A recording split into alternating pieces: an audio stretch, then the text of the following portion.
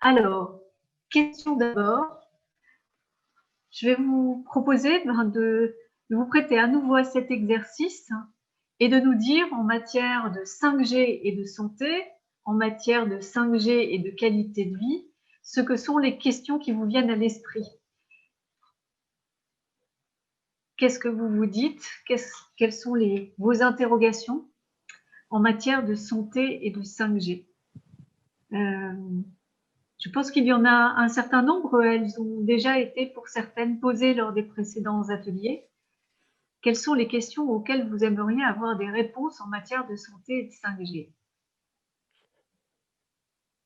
Samuel, moi j'ai une question. J'aimerais savoir comment se positionne la 5G par rapport à la 4G, en fait, puisqu'on a une situation qu'on connaît. Alors peut-être pas tous les effets de la 4G, mais est-ce qu'à date, on s'est positionné les effets de la 5G par rapport à ceux de la 4G? Un comparatif entre les effets sur la santé de la 4G et de la 5G. Voilà, Très bien. exactement. Merci. Merci Samuel. D'autres questions? Yannick Nalessan?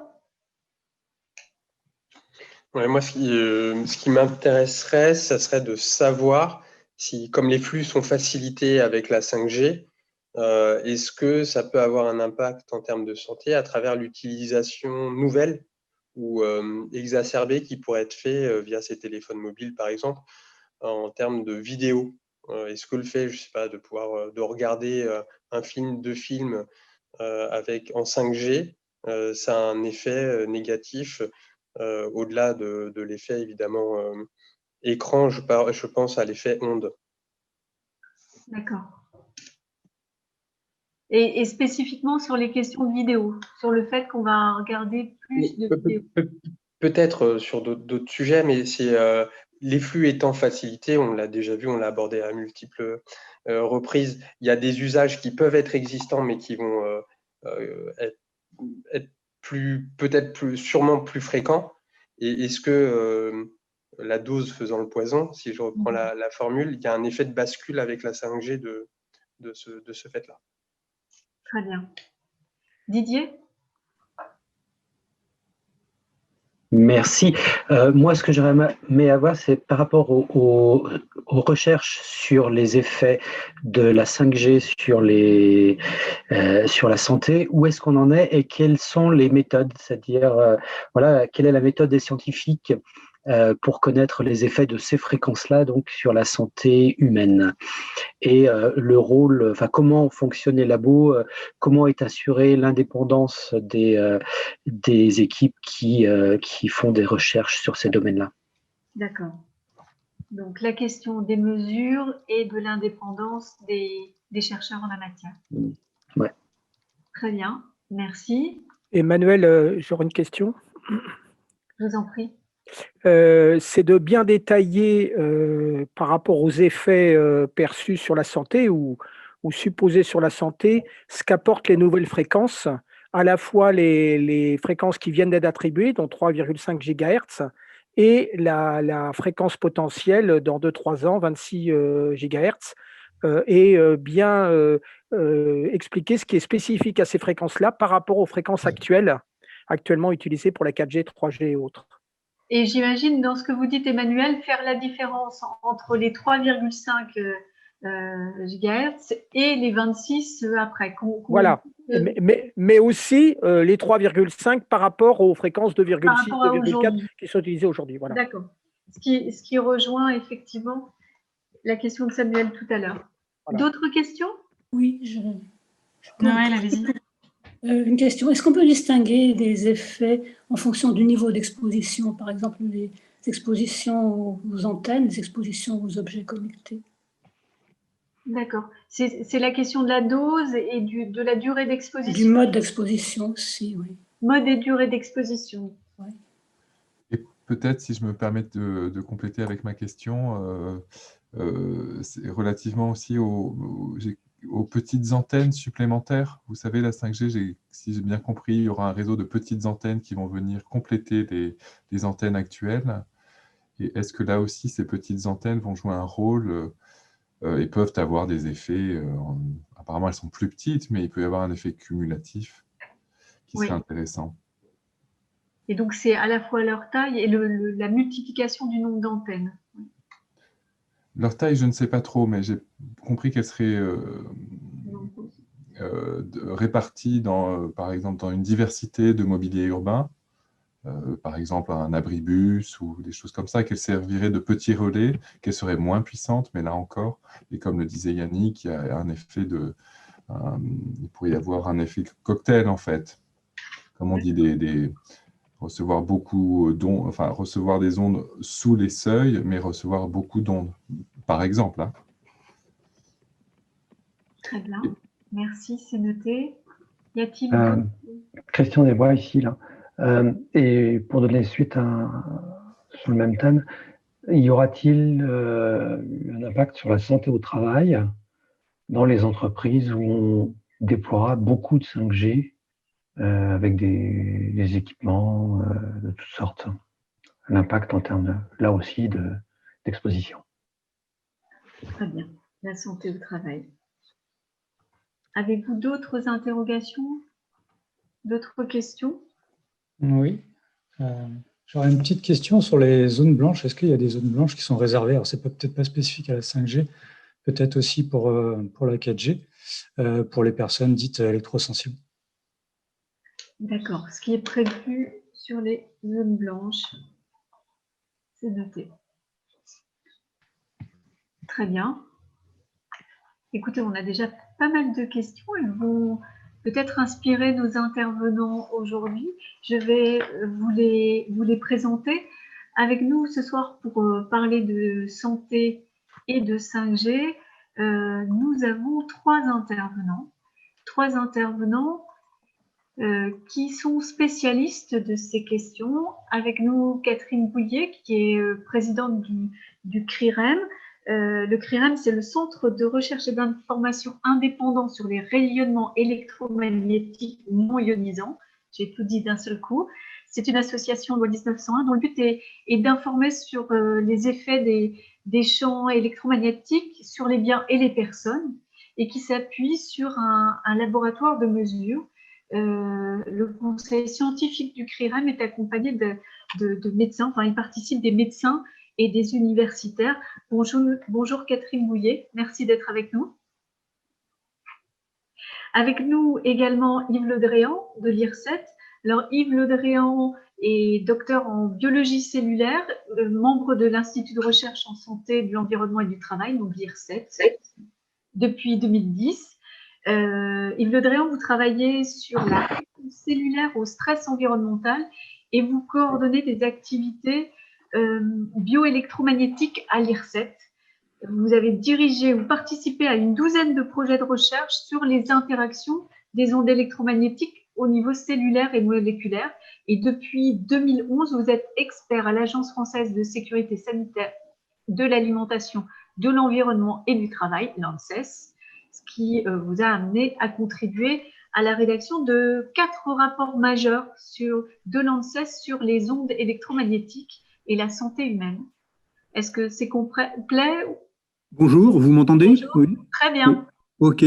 Oui, c'est tout à fait exact. Donc, je suis enseignant-chercheur à l'Université de Rennes 1 et je regarde les effets que peuvent avoir les ondes au niveau cellulaire et moléculaire, en fait.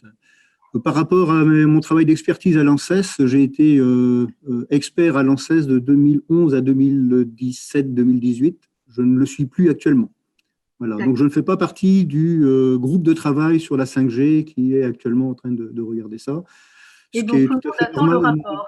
Il y a beaucoup de mes travaux de recherche qui vont être analysés par ce comité, donc il vaut mieux que je n'y sois pas pour des raisons de conflit d'intérêts. Très bien. Ben, écoutez, merci en tout cas, Yves Le Dréan, d'être avec nous. Avec nous également Philippe Martin de l'association Alter Onde 35, dont vous êtes, Philippe, le président. C'est une association qui a été créée en 2009, qui est l'antenne locale, je ne sais pas si je vais dire antenne, en tout cas le relais local des Robins des Toits. Et votre association est adhérente du CRIREM et vous œuvrez pour limiter l'exposition aux ondes électromagnétiques avec un focus particulier sur les personnes électro-hypersensibles, et on en parlera avec vous également ce soir. Bienvenue, Philippe. Bonsoir. Alors, la question est relativement complexe, santé et 5G. On va peut-être commencer par essayer de comprendre ce dont on parle, ce qui n'est pas toujours évident pour des non-spécialistes, des béotiens comme nous. On va parler des ondes, mais on va aussi parler de fréquences. Alors, ça fait des années que les ondes électromagnétiques prêtes à polémique, à controverse en matière de santé. On sait peu de choses, où on a parfois du mal à entendre une version consolidée de ce que pourrait être l'effet des ondes sur notre santé. Ce qu'on sait, c'est que plus les fréquences sont élevées, plus elles vont transporter d'énergie. On parle aussi de rayonnement ionisant, de rayonnement non ionisant. Est-ce que vous pouvez nous expliquer les uns et les autres la différence entre ces deux types de rayonnement et leurs effets sur la santé? Est-ce que vous voulez commencer, Catherine? Oui. Sur la différence entre les rayonnements ionisants et les rayonnements non ionisants. Les rayonnements ionisants ont une action sur la structure de l'atome. Ils peuvent évacuer un électron du pourtour de la structure atomique, et ils vont même jusqu'à faire exploser les noyaux, et on est dans la radioactivité, l'énergie nucléaire. Par contre, la partie des rayonnements qui a une fréquence moindre, eh bien, elle n'a pas d'action sur l'électron. Elle va traverser l'électron, elle n'a pas une action aussi, cette action importante qu'ont les rayonnements quand on arrive à des niveaux de fréquence beaucoup plus importants. Et au niveau de la radioactivité, on est sur des niveaux de centaines de gigas, de milliers de gigahertz. On est donc sur des niveaux de fréquences extrêmement élevés. Alors que là, sur les fréquences dont on parle aujourd'hui, on est sur des hyperfréquences, mais on n'est pas sur des fréquences aussi élevées. On reste dans les gigahertz. On reste dans les jusqu'à 26 gigahertz, puisque c'est la fréquence choisie pour la 5G. D'accord. Donc, on parle bien ici, quand on parle de 5G, de rayonnement non ionisant, la 2G, la 3G, la 4G également. Est-ce que ces rayonnements non ionisants, ils peuvent avoir un effet sur la santé? Ça va être la question qu'on va se poser, parce que, comme l'indiquaient les participants, on est déjà exposé parce qu'on utilise nos téléphones avec la 2G, la 3G, la 4G. Alors, quels sont les effets qu'on peut imaginer sur notre santé de ces rayonnements-là? On ne les imagine pas. Il y a des études qui montrent des effets, d'autres études qui montrent moins d'effets ou pas d'effets. En tout cas, la question n'a pas été tranchée complètement. Pour nous, à CRIREM, à partir du moment où on constate dans de nombreuses études qui ont été reproduites qu'il y a des effets, on estime qu'on doit regarder cela avec attention. Et notamment, il faut remarquer qu'aujourd'hui, la réglementation ne nous protège que des effets à court terme. Une augmentation de chaleur d'1 kg de masse corporelle sur 6 minutes. Donc, on arrive à des niveaux de champ très élevés pour obtenir cette augmentation de chaleur, et on est bien loin d'atteindre ces chiffres-là quand on est exposé aux antennes relais. Ce sont ce qu'on appelle des effets thermiques. On ressent de la chaleur, de l'échauffement, et ça peut même aller jusqu'à de la brûlure. Donc, la réglementation, aujourd'hui, nous protège de ces effets-là. Par contre, la réglementation ne nous protège pas de ce qu'on appelle les effets à long terme, ou les effets physiopathologiques, effets spécifiques, effets biologiques. Je crois que M. Le Dréan pourra en parler beaucoup mieux que moi. Et ces effets-là, aujourd'hui, on sait qu'ils existent. On ne déclare plus, comme on le faisait dans les années 2000, qu'il y avait une innocuité. On a suffisamment d'études pour montrer que des effets sont possibles, pour que l'OMS ait classé ces rayonnements dans la catégorie 2B, des substances qui peuvent être cancérogènes. Donc, à partir de ce moment-là, on doit être prévoyant et faire attention. On va revenir sur ce point-là et essayer de bien comprendre les effets. Donc, vous avez parlé d'effets thermiques, vous avez aussi parlé d'effets physiologiques. Yves Le Dréan, est-ce que vous voulez nous expliquer ce qu'est ce panorama des effets possibles? En commençant peut-être par les effets thermiques, c'est ceux, me semble-t-il, qui sont le plus connus. Bien sûr. Oui, alors les effets thermiques, ce sont les seuls qui sont les effets avérés où toute la communauté scientifique s'accorde parce qu'on a compris réellement ce qui se passe. Hein. Vous savez, ces ondes électromagnétiques, en fait, c'est un champ électrique et un champ magnétique qui n'arrêtent pas d'onduler, donc de s'inverser comme ça. Et puis, dans notre corps, on a des molécules d'eau. Et ces molécules d'eau, elles ont des charges électriques, delta plus, delta moins, ce qui fait qu'elles vont s'orienter dans le champ électrique.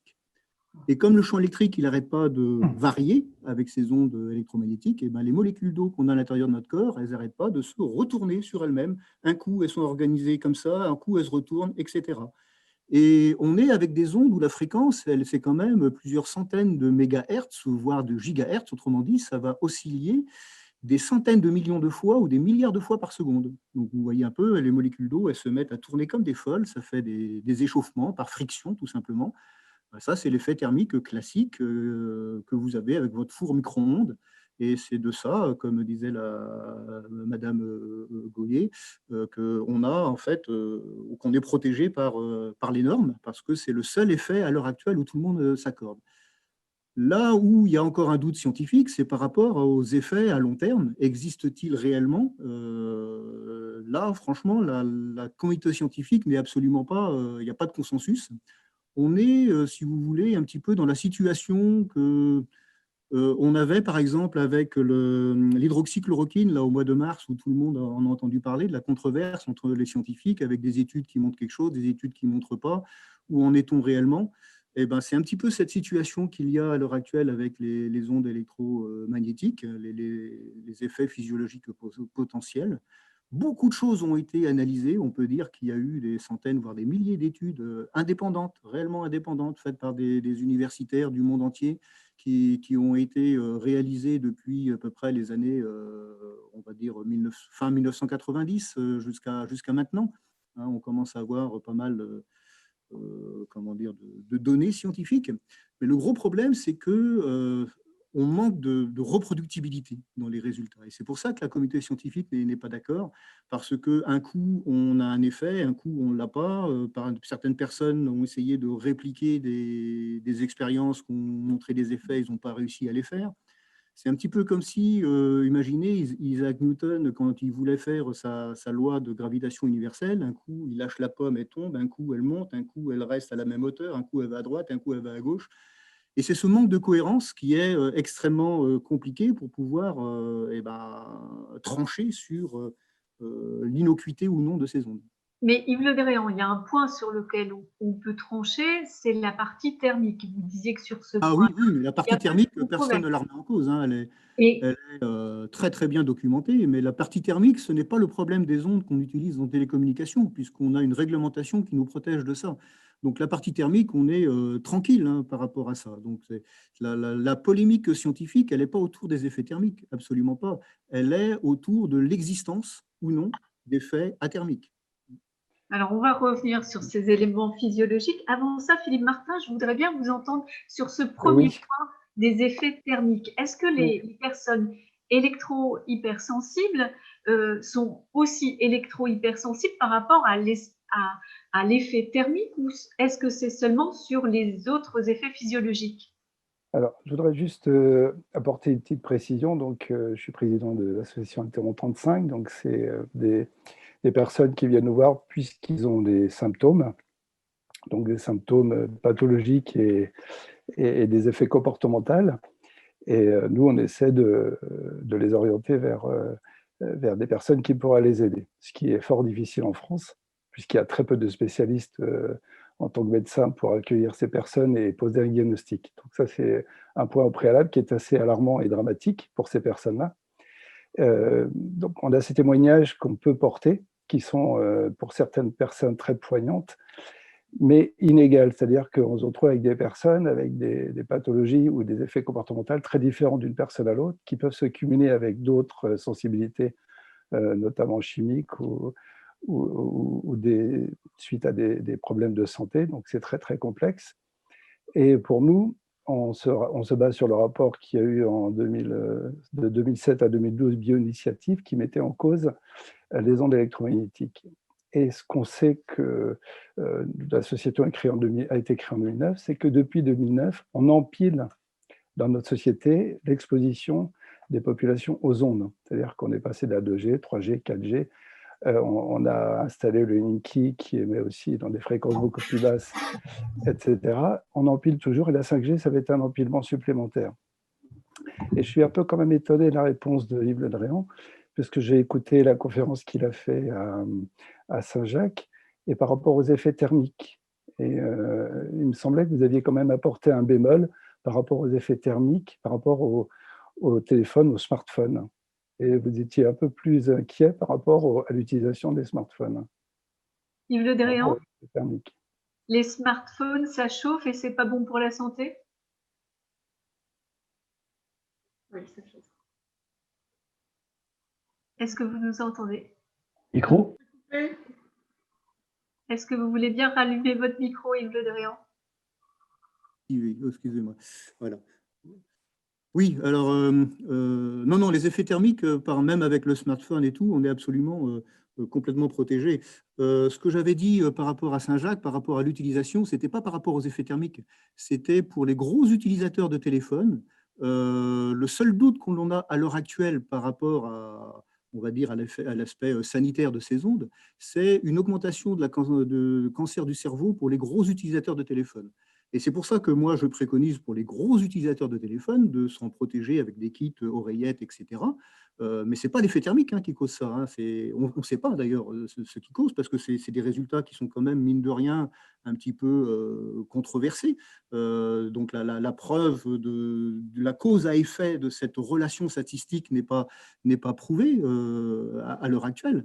Mais dans le doute, moi, je conseille aux gros utilisateurs de téléphone d'utiliser un kit. C'est du bon sens. Mais ce n'est pas des effets thermiques.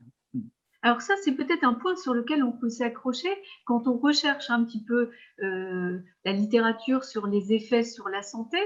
On trouve des termes qui sont, pour le grand public, un peu compliqués à accepter. L'ANSES en 2011 et l'OMS aussi parlent de possible augmentation du risque de tumeur cérébrale sur le long terme. Ce possible augmentation du risque, pour des non-scientifiques, ça veut dire quoi? Je peux répondre si oui, mon micro est allumé. Ok. Ok. Vous m'entendez? Oui, très bien. Oui, ok, d'accord. Alors, ce possible, ce classement un petit peu des agents cancérogènes par le CIRC, le Centre international de recherche sur le cancer, il met plus en évidence le doute qu'on a au niveau scientifique que la dangerosité des agents. Dans cette catégorie 2B, le possible, ça veut dire qu'on a des éléments qui étaient des éléments épidémiologiques qui nous met un petit peu la puce à l'oreille, sur lequel il faut donc faire attention par rapport à la cancérogénèse. C'est donc des études de population où on a regardé, d'un point de vue statistique, si les gros utilisateurs, quels problèmes de santé ils pouvaient avoir, et certaines études ont montré un lien de surrisque du cancer du cerveau. Alors, ça a été montré vraiment pour les gros utilisateurs. Dès qu'on passe à la population générale avec des petits utilisateurs, l'effet est dilué et puis on ne le voit plus. Maintenant, c'est des études épidémiologiques. La liaison, le lien de cause à effet, il n'est pas absolument sûr. C'est un lien statistique. Pour vous donner un exemple, par exemple, il y avait une étude en épidémiologie qui avait montré qu'il y avait un lien statistique entre le nombre de nids de cigognes en Allemagne et puis le nombre de naissances. Ça ne veut pas dire que les cigognes apportent les bébés, d'accord? Donc, c'est des liens statistiques qui sont réels de par ces études, mais toute étude peut avoir un biais, donc elles sont controversées parce que tout le monde ne les a pas retrouvées. Et puis, ce qui manque à l'heure actuelle, c'est une preuve scientifique par rapport au mécanisme. Alors, il y a eu beaucoup d'études qui ont été menées pour essayer de donner le cancer à des animaux modèles. Et à part 2 études qui sont un petit peu décriées, qui ont trouvé des effets, la grande majorité sont négatives. Et c'est parce qu'on n'a pas cette cohérence que, en fait, ça reste avec cette classification de possible. Attention, petit drapeau rouge, mais on n'a aucune preuve. Je voudrais rajouter, s'il vous plaît, qu'il y a quand même un rapport de l'Agence de santé publique qui date de 2019 et qui note une augmentation importante du nombre de cancers de cerveau. C'est un constat. Donc, une augmentation sans qu'il y ait de corrélation Non, bah, portée par cette étude. Voilà. Yves Le Drian. Oui, non, mais cette augmentation, quand on la regarde un petit peu, elle est pas, elle est liée principalement à, comment dire, à au vieillissement des populations, hein. Quand on regarde un peu tout ce qui est augmentation des cancers dans notre société, c'est pas les cancers du cerveau qui sont mis en évidence, hein. C'est le cancer du poumon chez la femme, cancer du sein, c'est le cancer du côlon lié à nos habitudes alimentaires peut-être, mais le cancer du cerveau, il ne monte pas à l'heure actuelle. Ils sont du moins dans une tendance assez longue. Si on regarde vraiment ce qui se passe depuis 20 ans, depuis qu'il y a la téléphonie mobile, on ne voit pas cette augmentation à l'heure actuelle. Et il y a eu des études qui sont sorties il y a 1 an ou 2 par rapport à l'incidence des cancers du cerveau et on ne voit pas cette augmentation. C'est absolument faux. Je suis désolée, ce ne sont pas les conclusions. Et le rapport est disponible sur Internet, vous le trouvez. Oui, mais 2009, il s'est passé 11 ans depuis. 2019, monsieur Le Drian. Ah, 19, j'avais compris 2009. Non, 2019. Et ce rapport est publié. Non, ce rapport, il disait plus de mortalité, mais il n'y avait pas plus de cancer. C'était par rapport au... Ça a été confirmé par la CRAM de l'Île-de-France. D'accord. Catherine Bouillet, est-ce qu'il est possible, ce rapport, puisque vous y faites référence, de nous indiquer quel est le lien pour qu'on puisse y avoir accès? C'est ce qu'on demande à tous les intervenants depuis le début de cette mission, c'est de pouvoir nous mettre à disposition les éléments sur lesquels on discute. Donc, ce qu'on entend tout de même dans ce débat, c'est que les choses ne sont pas très claires, qu'il y a effectivement du doute pour une partie de la communauté scientifique dans un sens ou dans un autre. On va peut-être du coup s'interroger sur l'exposition aux ondes électromagnétiques. On commence par le téléphone portable, puisque vous avez commencé à en parler, Yves Le Drian. Est-ce qu'aujourd'hui, en termes d'exposition aux ondes et du coup en termes d'effets potentiels sur la santé, c'est pas au niveau du téléphone portable qu'on prend le plus grand risque? Alors pour moi, oui, effectivement, c'est le téléphone portable qui vous expose le plus, hein, et de très loin par rapport aux antennes, en termes de doses électromagnétiques. La grande différence quand même, c'est que les niveaux sont très forts avec le téléphone portable, mais vous téléphonez que pendant un temps limité. Les antennes, les niveaux sont beaucoup plus faibles, mais vous êtes exposé de façon un petit peu constante. Donc voilà la grande différence entre ces deux types d'exposition. À l'heure actuelle, quand on regarde un petit peu la littérature, quand on voit à quel niveau les chercheurs exposent leur modèle biologique pour essayer de voir des effets, ce que l'on peut voir, c'est qu'il y a une petite tendance un peu à la montée, c'est-à-dire comme on a beaucoup d'effets négatifs, moi le premier, hélas, on a tendance à monter en puissance pour essayer de les voir, et que ces effets, quand on est vraiment en dessous des limites, c'est-à-dire quelque chose qui s'approche très, très fortement de ce qu'on pourrait avoir dans l'environnement avec les antennes, on ne voit pas grand-chose. On commence à voir des effets vraiment quand on s'approche des limites, et donc c'est plus le cas effectivement du téléphone portable qui est pointé du doigt. D'ailleurs, les études épidémiologiques, elles mettent en cause les gros utilisateurs de téléphones portables principalement, et puis les 2 ou 3 études chez l'animal qui ont montré des effets positifs, c'est avec des doses qui sont quand même assez fortes en règle générale. Philippe Martin et Catherine Bouillet, sur cette question de la source première d'exposition, quel est votre regard? Philippe, si vous voulez prendre la parole. Oui, c'était pour apporter une précision sur l'utilisation progressive et constante du téléphone portable, par exemple. On est passé de quelques minutes dans les années 2007 à 2010 à quelques heures, quelques années plus tard. Et maintenant, en fait, on va vers une progression qui va vers entre 7 et 10 heures par jour pour certains utilisateurs. Et certains utilisateurs peuvent téléphoner pendant plusieurs heures par jour. Donc, on a une progression qui n'est pas prête de s'arrêter puisqu'on apporte des besoins supplémentaires. Et l'autre, oui. Et juste pour continuer sur ce point, votre propos, Philippe, aussi, c'est de dire qu'avec la 5G, notre usage du téléphone portable va encore s'accroître et du coup nous exposer aussi au téléphone portable plus longuement.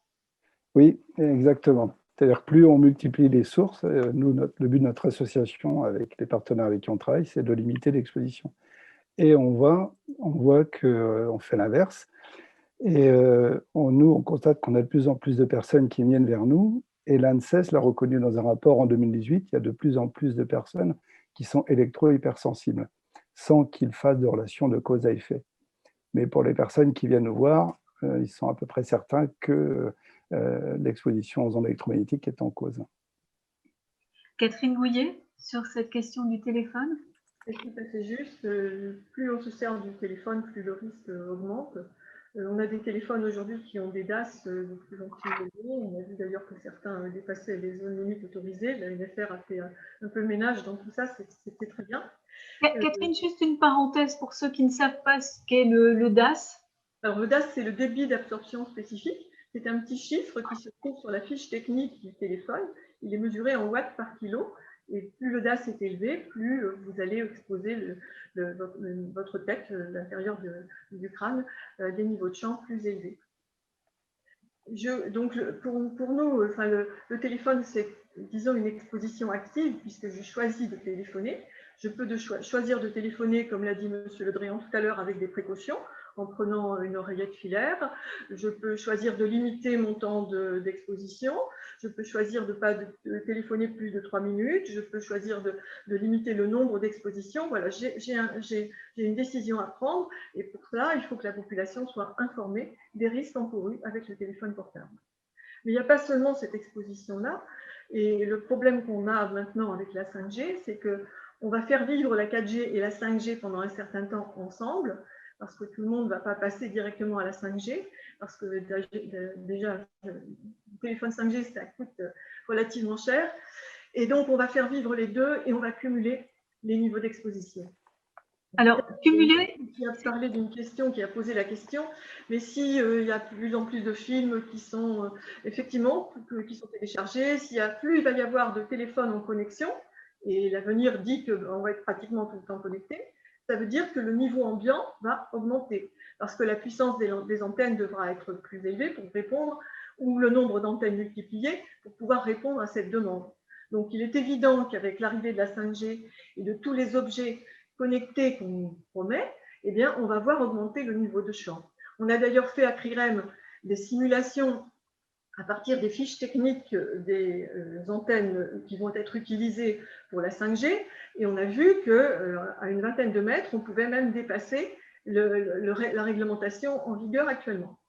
Donc, cette 5G, elle va multiplier le nombre d'antennes, mais un point qui nous semble important, c'est qu'elle va descendre les antennes du haut des toits. Les antennes ne vont plus être sur les toits et loin de nous, parce qu'aujourd'hui, les antennes ne sont pas toutes proches, elles vont descendre sur le mobilier urbain et elles vont être toutes proches de notre tête.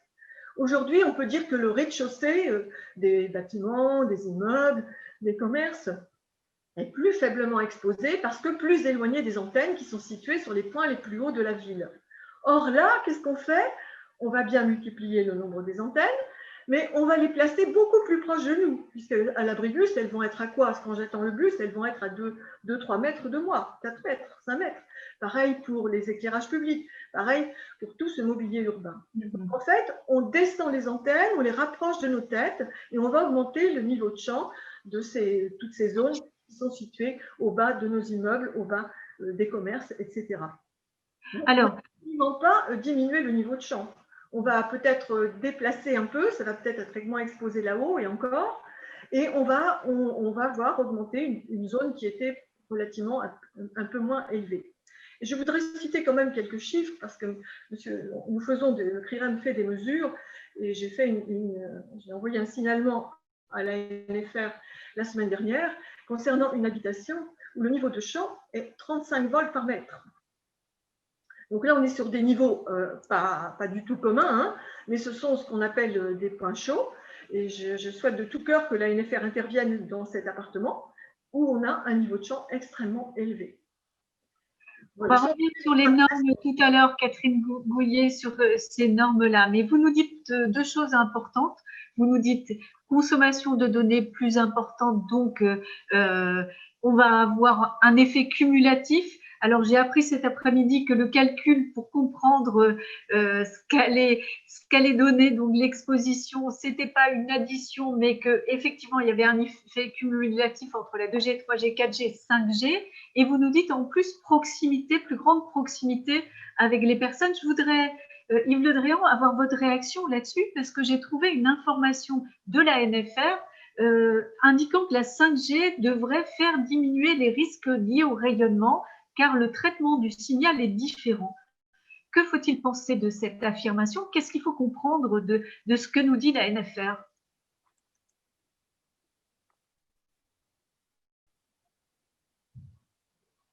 Alors, il faut que vous remettiez votre micro.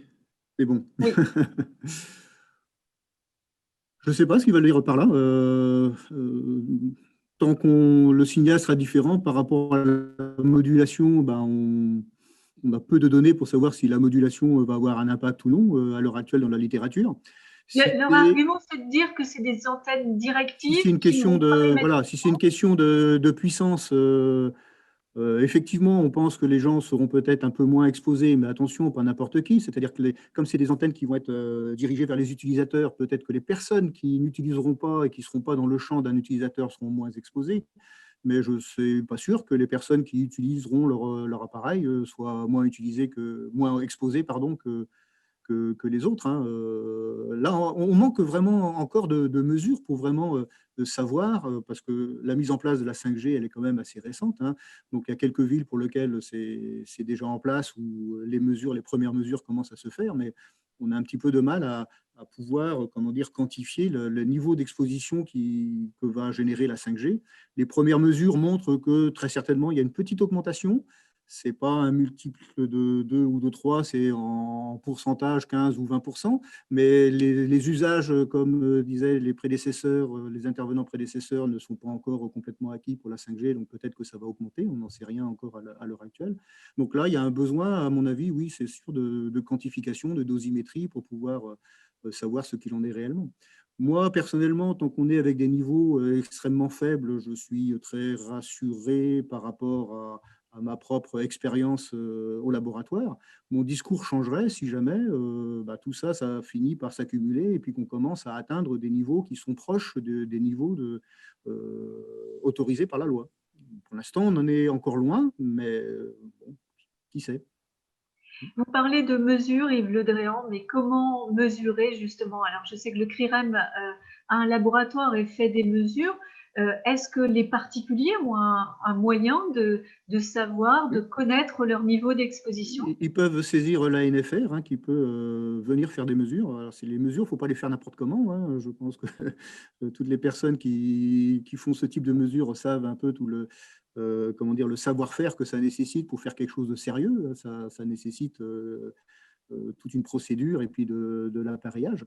Mais l'ANFR, qui est un peu le gendarme des fréquences en France, fait des mesures régulières. Et puis s'il y a des points chauds, Madame Gouillet le disait tout à l'heure, eux, ils ont vu un point chaud et ils saisissent l'ANFR pour qu'il y ait confirmation et puis qu'on joue sur les opérateurs pour que ces niveaux baissent. Parce que c'est vrai que des niveaux, vous aviez dit 35, c'est ça, volts par mètre, c'est trop fort, c'est sûr et certain.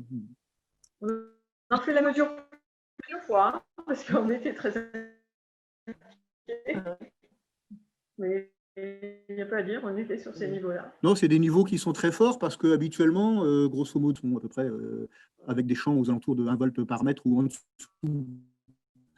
Alors, il y a toujours des points chauds où parfois ça monte et ça explose, mais la grande majorité quand même des cas, on est un petit peu en dessous. Donc, si on arrivait à rester par rapport à ce volt par mètre ou 2 ou 3 volts par mètre, ça va. Mais si on passe à plusieurs dizaines de volts par mètre, là, ça commence à faire... C'est un maximum de 61 volts par mètre. Donc là, on est... 61 ou 41, suivant les fréquences. 41 pour le 900 MHz, 58 pour le 1800 MHz, 1400, 2600 MHz. Philippe, vous avez demandé la parole, je vous en prie. Oui, voilà, je voudrais apporter 2 informations. En fait, il y a quelque temps, il y a eu un très bon reportage l'onde d'un doute qui est passée, je crois que c'était sur la 2, qui citait un périmètre avec 3 antennes relais mobiles et où le personnel a eu des problèmes de santé. Et puis l'autre information, c'est que Bruxelles a fait un moratoire sur la 5G puisqu'ils se sont rendus compte que les mesures moyennes qu'ils avaient mesurées, c'était 14,5 volts par mètre, alors que les seuils en Belgique sont de 6 volts par mètre, donc bien inférieur au seuil en France. Et l'inquiétude que j'ai par rapport à la 5G, c'est que Huawei a annoncé que ces antennes 5G consommaient de 3 à 4 fois plus d'énergie que les antennes 4G. Et donc, toute cette énergie que les antennes 5G vont consommer vont être transmises sous forme d'ondes. Et donc, on a du mal à imaginer que la 5G n'apporte pas des seuils d'exposition supérieurs à celles de la 4G.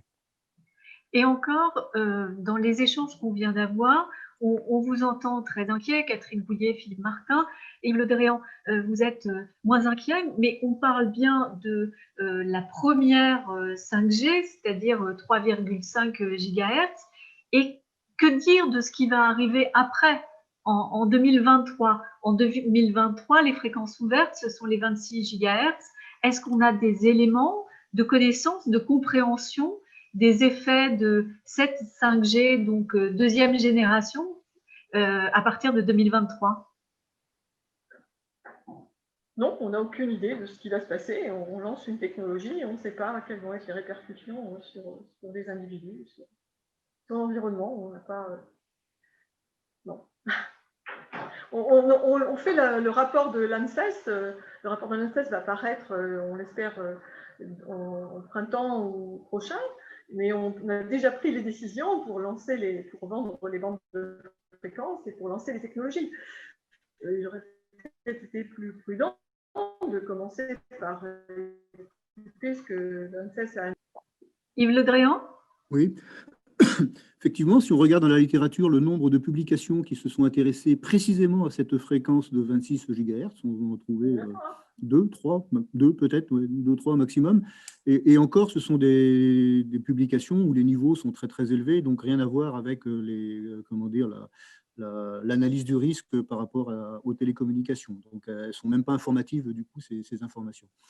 Par contre, à proximité de ces ondes-là, on commence à attaquer un peu les ondes millimétriques, là, doucement avec le 26. Là, on est à la frontière entre les radiofréquences et les ondes millimétriques. Il y a eu beaucoup d'études dans les ondes millimétriques à 35, 40, 50 et 60 GHz, qui sont des ondes un petit peu plus énergétiques, un petit peu moins pénétrantes. Donc, on a un peu une petite idée de ce à quoi on peut s'attendre par rapport à ces ondes. Et la situation, elle est quand même assez proche en termes de littérature scientifique, de la situation qui était décrite avec les radiofréquences.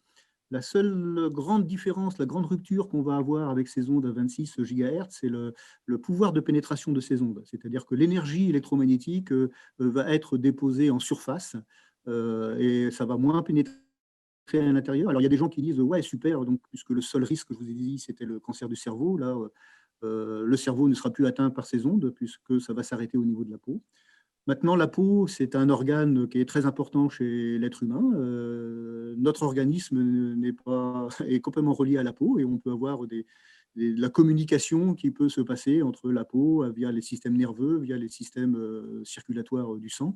Et ça, ça n'a pas encore été étudié, sauf dans le cadre, pour les ondes millimétriques, dans le cadre d'applications thérapeutiques qui ont été utilisées, où ces effets comme ça d'activation, de chauffage, parce que c'est quand même des effets thermiques, les effets thérapeutiques des ondes millimétriques, en surface de la peau pouvaient peut-être activer des terminaisons nerveuses et donner un signal au niveau du cerveau en réaction. Mais c'était quelque chose qu'on avait vraiment dès qu'on dépassait les normes et qu'on commençait à avoir les effets thermiques. Donc, on n'est pas sûr que ça puisse se faire à des effets très, très faibles.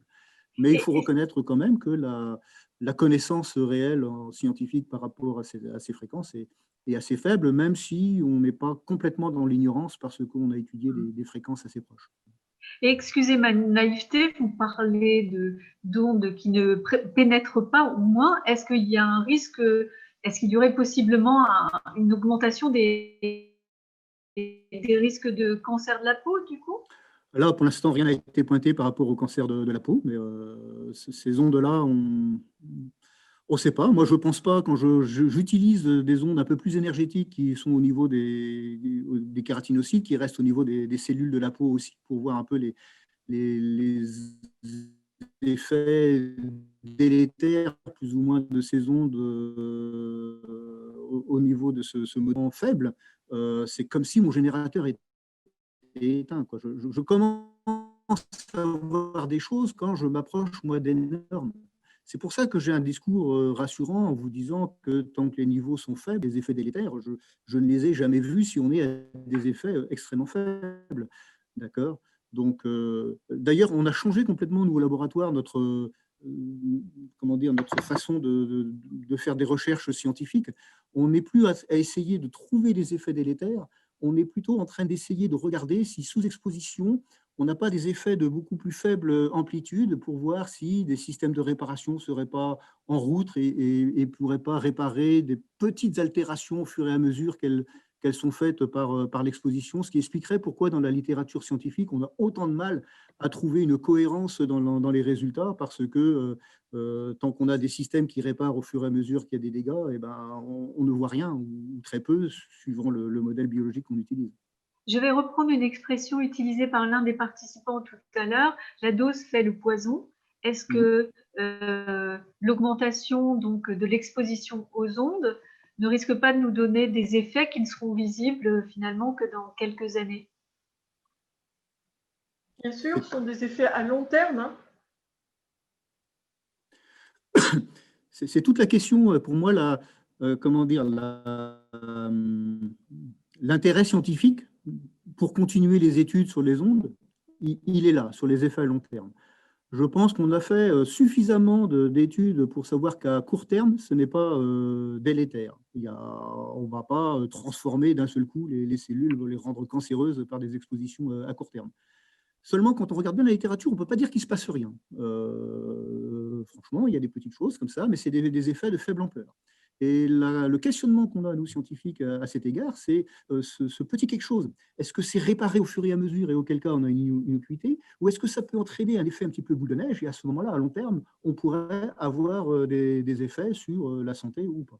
Alors, on a quand même 20 ans de recul, c'est assez rassurant, mais pas complètement, parce qu'on n'a pas encore eu de générations qui ont été exposées de la naissance à la vieillesse, et on ne sait pas, ça peut peut-être ne pas avoir un impact sur le cancer, mais peut-être un impact sur le vieillissement des personnes, etc. On ne sait pas encore à l'heure actuelle. Donc ces effets à long terme, on est encore dans le doute, il faut le reconnaître. Parmi les premiers effets à long terme qui ont été les premiers essais sur les effets à long terme, les études qu'a fait Pierre Leruse, qui a été cofondateur et président du CRIREM pendant de nombreuses années, datent de 1980. Il s'agit de sa thèse de 3e cycle qui montre des effets importants sur les rats, puisqu'elle amenait à une diminution importante du volume du poids des organes sexuels et à une grosse modification de la spermatogénèse, amenant des phénomènes de stérilité chez les rats qui sont exposés après la naissance pendant une quinzaine de jours à des rayonnements dans la bande des 3,5 GHz et à des niveaux de champ qui sont ceux que l'on va retrouver aujourd'hui autour des antennes 5G, c'est-à-dire 9, 10, 11, 12 volts par mètre. Donc ces études, on les a ressorties parce qu'elles nous semblent importantes, il faut les citer.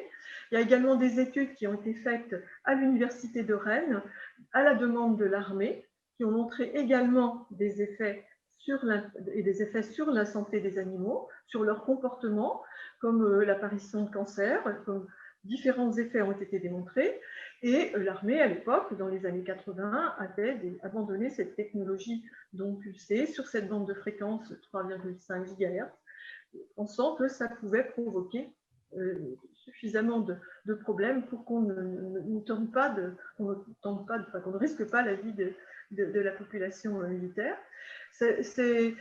Également, il y a eu un grand symposium en 1980 organisé par, il y avait le CNRS, il y avait différents instituts importants de l'époque qui ne sont plus tous là aujourd'hui, mais dans ce gros document, eh bien, on voit qu'il y a de nombreuses études qui montrent des effets des effets sur les animaux, sur la sécrétion, Alors, sur les thyroïdes, voilà. Et ces documents-là, on les a proposés à l'ANSES, puisqu'ils devraient, à notre avis, faire partie des documents qui vont être étudiés dans les mois à venir pour écrire le rapport final de l'ANSES sur l'impact de la bande 5G sur la population, sur la santé. Alors, Catherine, je pense que vous pouvez comprendre que le grand public, excusez-moi, soit un peu troublé, parce que du coup, je suis malade, je dois somatiser du coup.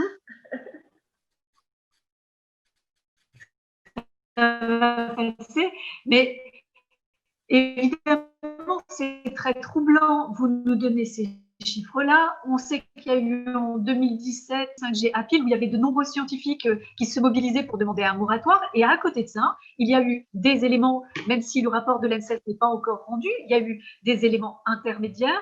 Je vais vous citer Olivier Merkel, donc, qui est le chef de l'unité d'évaluation des risques à l'ANSES, qui dit « Tous les travaux menés jusqu'à présent par l'ANSES n'ont pas mis en évidence de risques avérés liés à l'exposition aux antennes relais de téléphonie mobile. » Et je vous cite un autre rapport, puisqu'il y a eu un rapport de l'Inspection générale des affaires sociales, de l'IGAS, qui est un rapport qui est sorti dernièrement, et qui dit « Absence d'effets sanitaires spécifiques à la 5G ».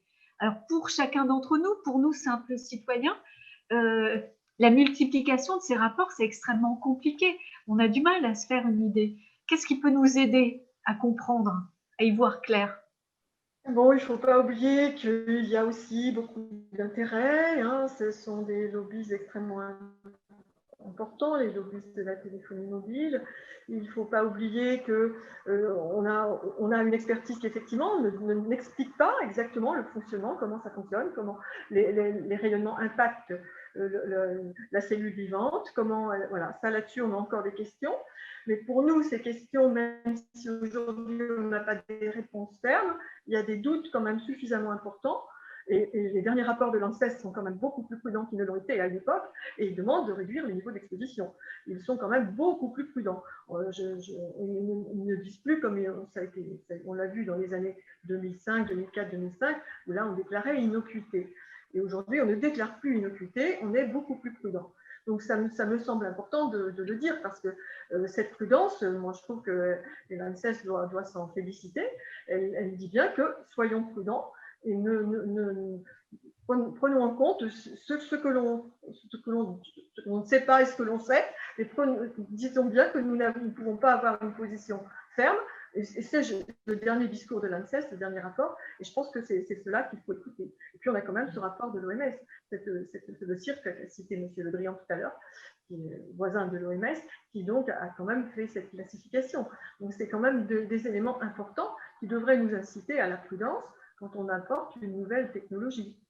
Et puis cette technologie 5G, moi je voudrais dire que dans quelques années, elle va être complètement désuète, parce qu'il y a une technologie qui est en train de se développer et qui pointe le bout de son nez, qui est la technologie Wi-Fi. Parce qu'aujourd'hui, le principe de la téléphonie mobile, c'est quoi? C'est de nous faire baigner dans un rayonnement électromagnétique sur des bandes de fréquences qui vont donc actuellement, on part de 800 MHz jusqu'à 3,5, 3,6, 3,8 MHz pour la 5G, et encore au-delà. Donc on baigne dans ce rayonnement artificiel et ces rayonnements transportent de l'information. Et plus il y a d'informations transportées, plus il faut de puissance, etc. Mais si on utilise les ondes lumineuses pour faire ce transport d'informations, parce que les ondes lumineuses sont aussi des champs électromagnétiques qui ont beaucoup moins d'impact parce qu'on les connaît, elles sont autour de nous, on vit avec, là je suis sous des lampes LED, il y a un rayonnement lumineux qui vous permet de me voir. Et ce rayonnement-là, aujourd'hui, on connaît des techniques pour le faire chevaucher d'informations et lui faire transporter l'information comme on fait aujourd'hui avec les hyperfréquences.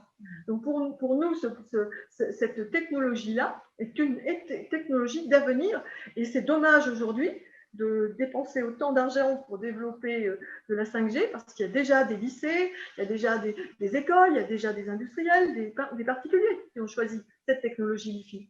Catherine, je voudrais, avant de passer la parole aux participants pour vous interroger directement, vous poser deux questions. Peut-être une question avec une réponse simple. On a parlé de normes, on a comparé la Belgique et la France, des normes différentes. Comment ça se fait? Comment on peut expliquer qu'en Europe, on n'est pas tous les mêmes normes? Est-ce que ça veut dire que c'est moins dangereux en Belgique qu'en France? Non, c'est la même technologie, donc c'est tout aussi dangereux en Belgique. Et donc? Simplement, il y a une recommandation européenne, il y a une directive européenne de 1999 qui fixe les normes, qui a choisi les normes recommandées par l'ICNIRP, un organisme international qui propose des normes sur les rayonnements électromagnétiques. Et c'est cette proposition de l'ICNIRP qui a été retenue par l'Europe. Et ensuite, les pays à l'intérieur de l'Europe ont obligation de respecter cette directive. Mais elles peuvent tout à fait choisir une réglementation plus stricte, mais pas moins stricte. Donc nous, en France, on a choisi de simplement reconduire, traduire en droit français par le décret du 3 mai 2002, cette réglementation qui est une directive européenne qui date de 1999. Merci beaucoup pour cette précision. On a beaucoup parlé de rayonnement, d'exposition aux ondes. Et il y a peut-être une autre question quand on parle de santé. Le thème de notre discussion, c'était santé et cadre de vie. C'est aussi l'effet sur la santé du temps que nous passons devant les écrans. Vous avez commencé par le souligner, de plus en plus de temps. Quels sont les effets possibles du déploiement de la 5G sur notre santé quand on parle sommeil, quand on parle parfois surpoids?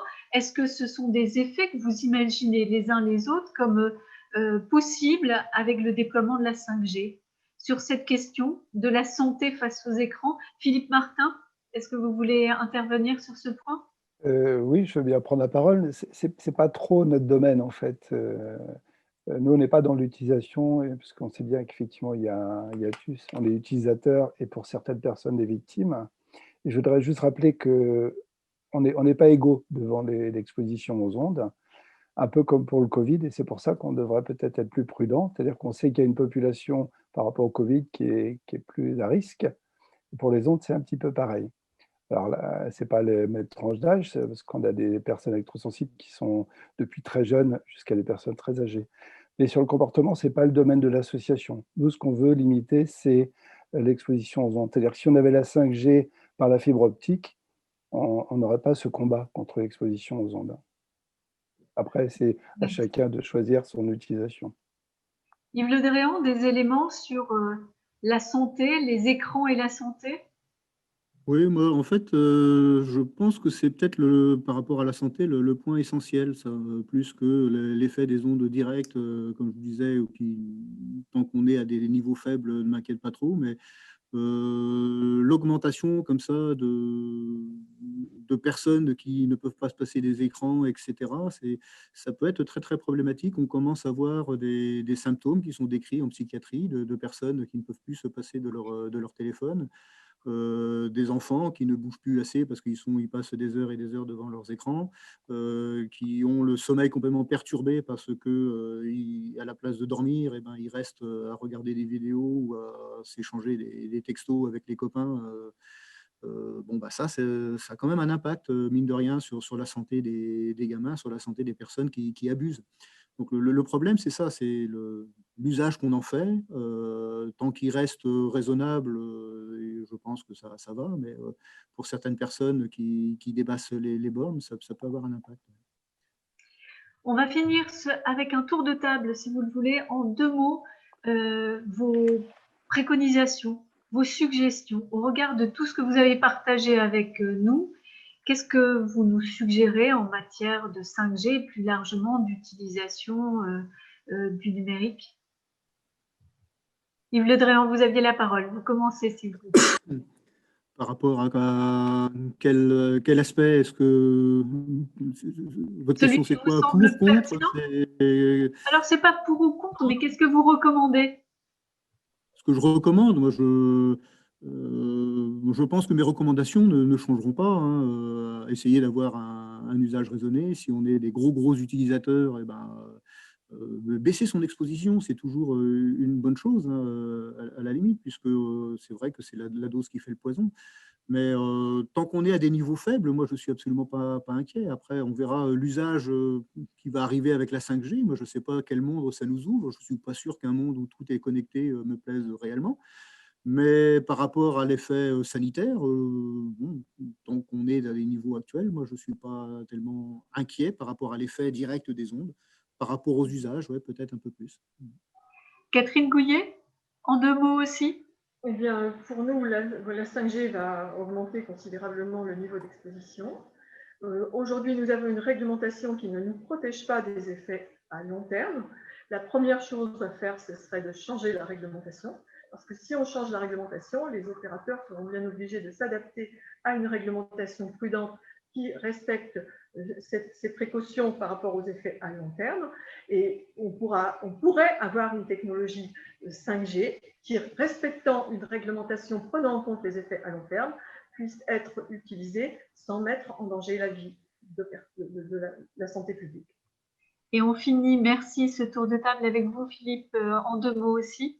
Oui, je partage complètement ce que dit Mme Gouillet, c'est-à-dire abaisser les seuils limites d'exposition, ça c'est très important. Trouver des solutions alternatives, par exemple le filaire. On a construit des résidences universitaires à Rennes où on a 203 étudiants, il n'y a que le Wi-Fi.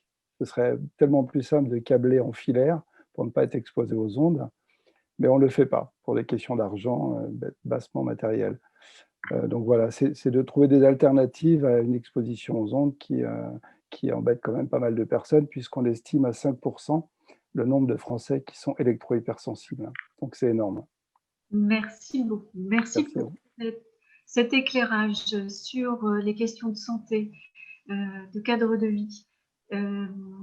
Et vous allez maintenant, si vous en êtes d'accord, répondre aux questions des participants. Alors, je vous en prie, il y a eu des questions qui sont arrivées, je pense, pendant que vous échangiez, des remarques aussi et des compléments d'information. Marina nous dit la peur de ne pas être en lien avec son smartphone, ça s'appelle la nomophobie. Donc, nomophobie, ça existe maintenant. Effectivement, peut-être un trouble psychiatrique, Yves Le Drian. Oui, ça vient de no mobile phone, la phobie de ne pas avoir son téléphone. Merci beaucoup. Alors, je vous en prie, parmi les participants et membres de la mission, est-ce que vous souhaitez prendre la parole et interroger nos intervenants?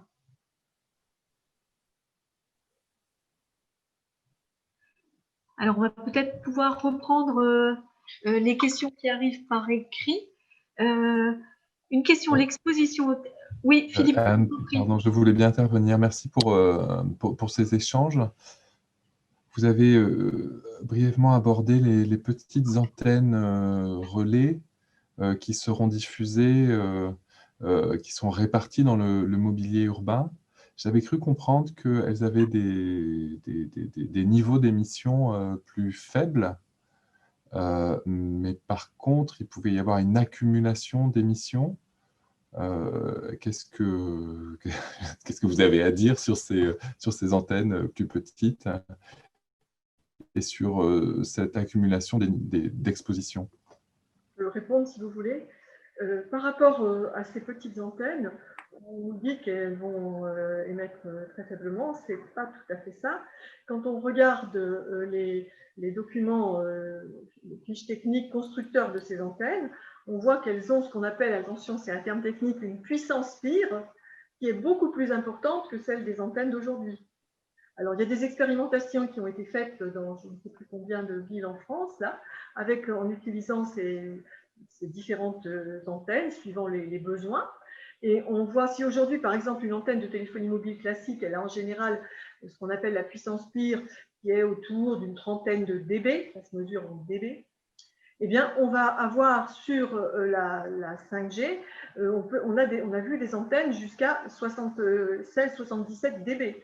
Vous voyez déjà le niveau de puissance pire, il augmente considérablement. Donc, ça veut dire que ces antennes sont beaucoup plus puissantes.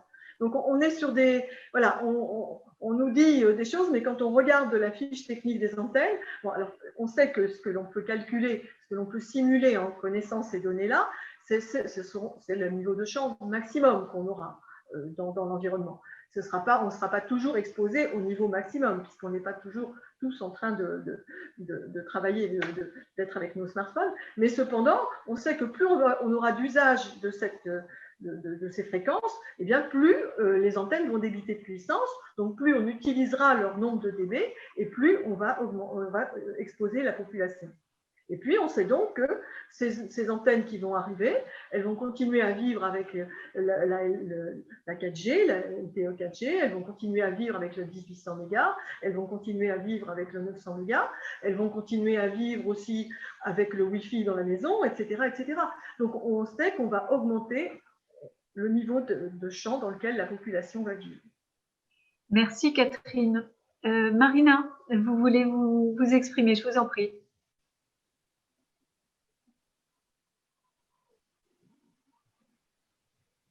Désolée, le micro a connecté.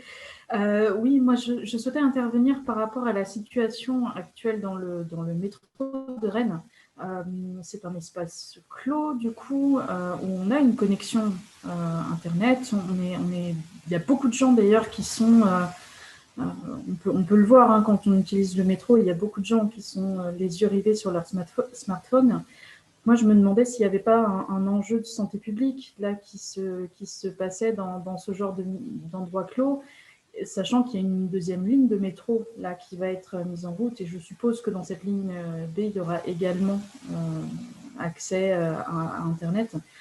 Donc voilà, quels sont les risques et est-ce que dans ce cas-là, il ne faudrait pas faire machine arrière quoi, pour le bien-être, la santé des Rennais? Et la question de Marina sur le métro, elle vaut sans doute pour tous les lieux clos. Est-ce que vous pouvez nous dire si l'exposition est plus dangereuse ou s'il y a dans ces lieux clos des risques plus importants pour la santé? Alors, je peux répondre. La problématique, il y a le lieu clos, mais il y a surtout le déplacement. Quand on est dans le métro, on utilise le portable, il cherche toujours à se relier à l'antenne la plus proche. Et on sait que c'est relativement facile à mesurer, un portable débite le maximum de puissance quand il est en recherche de l'antenne la plus proche. Et quand vous suivez un cheminement en métro, comme sur l'autoroute d'ailleurs, ou comme dans le train, votre portable va passer d'une antenne à l'autre. Donc, il va constamment être en train de chercher, décrocher d'une antenne et réémettre à toute puissance pour se raccrocher à la suivante. Et on a exactement ce phénomène. Alors, dans le métro, effectivement, il y a des bornes et on a fait des mesures. D'ailleurs, je crois, Philippe Martin était présent, on a fait des mesures il y a quelques années, il y a peut-être 2 ans, dans le métro de Rennes, où on avait constaté qu'effectivement, on était sur des niveaux de champ relativement importants. Parce que, eh bien, pour pouvoir couvrir toutes ces zones, eh bien, il faut des bornes suffisamment, avec des émissions suffisamment puissantes. J'ai plus en tête, peut-être que Philippe, vous vous rappelez exactement les niveaux de champ? Oui, voilà. En fait, on rejoint ce que dit la personne. On est opposé à la 4G dans le métro, puisqu'effectivement, c'est un espace qu'on aurait pu rendre inaccessible au smartphone et ça aurait été une respiration dans la vie courante. Et on avait des seuils qui étaient aux alentours au début de 13 à 15 volts par mètre, donc ce qui était très très élevé. Pour ça qu'on s'était battu pour qu'on ne mette pas en service les antennes. Après, des réglages ont été faits par les opérateurs. On est descendu en dessous de 3 volts par mètre. Alors j'expliquerai pourquoi 3 volts par mètre par la suite. Mais nous, on a fait des mesures une fois qu'on nous a certifié que c'était à 3 volts par mètre et nos mesures dépassaient les 6 volts par mètre. Donc, on a un doute aussi sur les organismes qui participent aux mesures. Et alors, 3 volts par mètre, c'est parce que les personnes qui ont des équipements électroniques, style pacemaker, on ne doit pas dépasser les 3 volts par mètre, sinon on peut mettre en danger le fonctionnement des appareils et il en découle pour la santé des personnes également. Mais je suis d'accord, on aurait pu ne pas mettre la 4G dans le métro. Et il aurait fallu en même temps interdire le smartphone dans le métro, puisque ça n'empêche pas les gens d'essayer de capter un relais ailleurs, en dehors du métro. Et là, c'est dramatique, effectivement. D'autres questions, je vous en prie, si vous souhaitez prendre la parole.